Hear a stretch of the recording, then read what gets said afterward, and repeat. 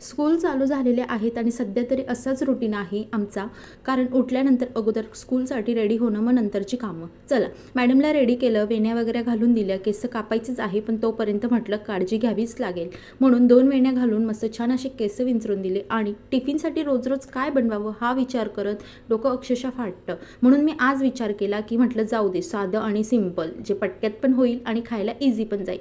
म्हणून आज होतं बनवलेला बेत गुलगुले. आता तुम्ही याला काय म्हणता मला नक्की सांगा, पण आमच्याकडे याला गुलगुलेच म्हणता.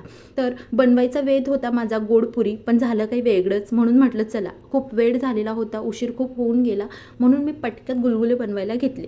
गोडपोळीचा बेत कॅन्सल केला आणि बसं पाणी घालून गुळाचं मस्त छान असं बॅटर बनवून घेतलं. काही नाही करायचं, गव्हाचं पीठ घ्यायचं आणि गुळाचा मस्त पाक करून घ्यायचा. पाक पण नाही म्हणता येणार, फक्त गुळ पाण्यामध्ये विरघळायला पाहिजे, बस एवढंच.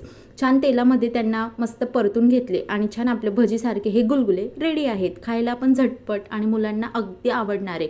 चला, अगदी घाई होती म्हणून म्हटलं चल पटपट आवरून तिला सोडून आले आणि येता येता हे व्हाईट फुलं जे आहेत ना ते आम्हाला दिसतच असतात, म्हणून घेऊन आले देवासाठी. कारण मस्त वाटतं देवाऱ्यात टाकले की छान दिसतं देवांना व्हाईट फुलं वाहिले की. त्यानंतर तिला घेऊन आले आणि काही घरी आल्यावर स्कूलमधली पोएम म्हणत होती, ऐकत मी.